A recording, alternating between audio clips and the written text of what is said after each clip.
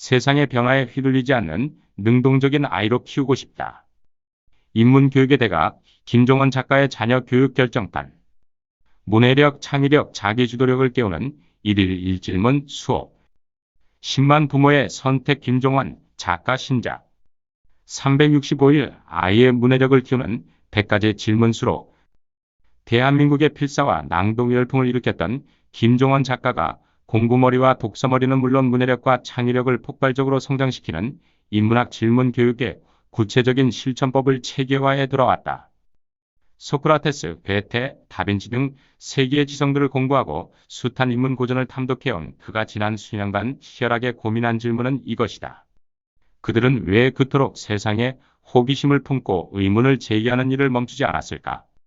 그리고 어린 시절 그들은 어떤 질문을 받으며 자신의 세계를 구축해 나갔을까? 그렇다면 저자가 오랜 연구 끝에 지금의 교육 환경에 맞춰 재해석한 인문학 질문 교육의 핵심 원리는 무엇일까? 그는 아이의 일상을 조용히 관찰하고 그 일상을 아이와 함께 경험한 뒤 가장 적절한 질문을 찾아 아이에게 던짐으로써 평범한 일상을 특별한 순간으로 변화시킨다면 아이 안에 잠재된 무궁한 가능성의 방아쇠를 당길 수 있다고 조언한다. 이 책은 빠르게 변하는 세상 속에서 아이의 학업과 진로 때문에 고민하는 부모에게 일상적 소통 도구인 질문에 인문학의 지혜와 통찰력을 접목시키는 방법을 전하는 책이다. 이를 통해 독자들은 시간이 흘러도 변치 않을 가장 완전한 자녀 교육법을 배우게 될 것이며 지금 당장 아이와 일상에서 실천할 수 있는 자신만의 작은 질문을 찾아낼 수 있을 것이다. 아이의 일상을 지혜로운 자극으로 가득 채워주고 있나요? 전 세계 창의력 거장들을 탄생시킨 질문 교육의 힘. 아무리 책을 많이 읽혀도 아이가 제대로 이해하고 있는 건지 모르겠어요. 공부할 때 어떤 게 힘든지 알고 싶어도 어떻게 물어봐야 할지 모르겠어요. 이 상태로 고학년에 올라가면 혼자서 잘해낼 수 있을지 걱정이 앞서요. 아이가 초등학교에 입학하고 학년이 올라갈 때마다 부모들은 속이 탄다. 글쓰기, 독서, 필사 등 요즘 유행하는 교육법을 아이와 열심히 따라해보지만 정작 아이를 자리에 앉혀놓으면 책은 그냥 건성으로 훑고 문장 하나를 쓰는데 반나절이 걸린다. 독서와 글쓰기가 아이에게 얼마나 좋은지, 낭독과 필사가 어떤 효과가 있는지 잘 알고 있지만 대다수의 부모들은 막상 그러한 교육법을 실천하려고 해도 어디서부터 어떻게 시작해야 할지 잘 모르고 있다. 지난 10여 년간 대한민국 초등교육 일선에서 부모들에게 독창적이고 현실적인 대안교육법을 제시해온 저자가 이러한 부모들의 고민에 응답해 찾아낸 해답은 바로 인문학 질문 교육이다. 그는 지난 수천 년간 소크라테스, 다빈치, 괴테 등 한 시대를 풍미한 지성들이 반복해온 인문학 질문이 패턴을 분석해 현실에 적용할 수 있는 5단계 학습법으로 체계화했다. 이 책은 인문학을 단순히 아이에게 가르치는 것을 넘어 질문을 통해 아이가 인문학을 갖고 놓을 수 있도록 체화시키는 방법을 다루고 있다. 무언가를 배웠는데 질문하지 못한다면 아무것도 안 쌓였다는 뜻입니다.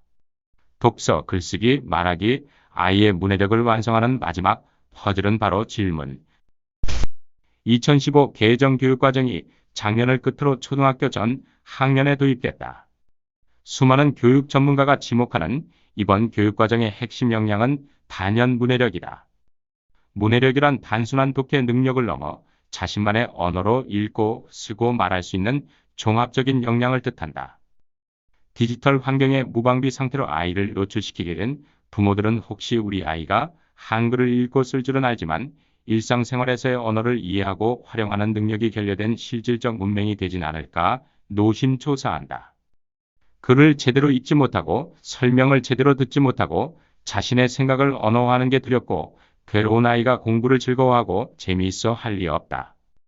매년 100회 이상 강연을 진행하며 수많은 부모를 만난 김종원 작가는 이런 문해력 부진 상태를 방치하면 중학교와 고등학교에 가서도 학업에 적응하지 못할 것이라고 충고한다. 그렇다고 무작정 책을 읽힌다고 억지로 일기를 쓰게 한다고 해서 하루아침에 문해력을 향상시킬 수 있는 것도 아니다.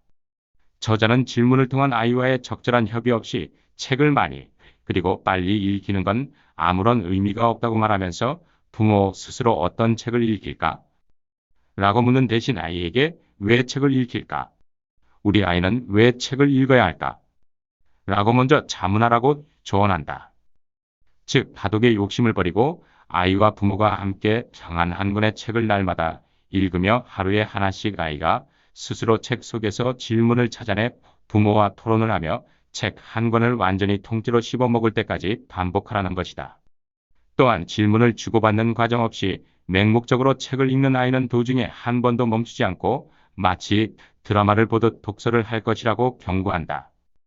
이래서는 책 속 지식과 정보를 완전히 흡수시키지 못할 뿐만 아니라 궁극적으로 문해력이 성장할 수 없다. 질문하며 책을 읽는 아이는 중간중간 책 읽기를 중단하고 자신만의 사색 속으로 빠져든다. 아이가 책을 읽다 멈추지 않았다면 그저 책의 스토리에 매몰된 것뿐이라고 저자는 말한다. 따라서 부모는 아이에게 다 읽었니? 라고 묻지 말고 어디에서 읽다가 멈췄니? 라고 질문해야 한다. 이처럼 이 책은 아이와 대면하는 일상의 수많은 상황에서 부모가 아이에게 가장 지혜로운 질문을 던질 수 있도록 수많은 힌트를 제시한다. 질문의 장점은 책에 얽매이지 않고 세상의 모든 콘텐츠를 아이의 문해력을 키우는데 활용할 수 있다는 점이다. 드라마나 영화를 함께 본 뒤 주인공이 왜 그런 선택을 했는지, 작품의 마지막 대사의 의미는 무엇인지 등을 물어가며 아이가 자신만의 언어를 찾아내고 소화할 수 있도록 도울 수 있다. 이처럼 이 책에는 한 달 한 권 질문 독서법, 3단계 예능 질문법, 4단계 관찰 질문법 등 기존의 평범한 독서법에서 한 걸음 더 들어가 집에서 손쉽게 아이의 언어 역량을 기를 수 있는 실천법 또한 가득 담겨 있다. 부모가 질문을 던질 때 비로소 아이의 삶은 철학이 됩니다. 365일 활용 가능한 인문학 질문 실전 사례 100개 수록 인공지능 한 대가 600명의 일자리를 대체하는 시대, 보석 같은 우리 아이를 세상에 순응하는 사람이 아니라 세상이 순응하는 사람으로 성장시키려면 어떻게 해야 할까? 저자는 똑같은 세상을 바라봐도 전혀 다른 것을 관찰하도록 유도하는 부모의 작은 질문만으로도 아이의 모든 것을 바꿀 수 있다고 말한다. 웅변의 대가 버락 오바마 전 미국 대통령은 가족들과 식탁에 둘러앉아 격이 없이 질문하는 문화를 온몸으로 겪으며 자라왔고, 기생충의 봉준호 감독 역시 중고등학교 때부터 어른들에게 기상천외한 질문을 던지는 엉뚱한 소년으로 유명했다. 이처럼 질문이란 한 사람의 능력을 최고 수준으로 끌어올리는 매우 보편적이고 검증된 교육법이다. 책 뒤에는 실생활에서 간편하게 아이와 함께 주고받을 수 있는 인문학 질문 100을 저자가 직접 엄선해 부록으로 실었다. 저자는 단순히 질문만 나열하지 않고 해당 질문을 어떤 상황에서 어떤 식으로 활용하면 좋을지 구체적인 해설까지 함께 수록했는데, 이는 저마다 다른 아이의 삶의 조건에 맞춰 독자가 다채롭고 자유롭게 질문을 활용하길 바랐기 때문이다. 질문이 가짓수가 세상에 존재하는 아이와 부모의 숫자만큼 풍부해질 때 아이들은 그동안 갇혀있던 내면의 문을 뚫고 나와 세상 밖으로 폴짝 뛰어들 것이다. 갈수록 멀어지는 아이와의 관계와 점점 더 복잡하고 빠르게 변하는 세상 속에서 아이의 미래 때문에 고민이 깊은 부모라면, 지난 수천 년간 동서고금 천재들을 길러낸 인문학 질문 교육을 통해 아이의 일상을 지혜로운 자극으로 가득 채워 세상에 휘둘리지 않고 언제 어디서나 거침없이 질문을 던지는 당당한 아이로 키워낼 수 있을 것이다.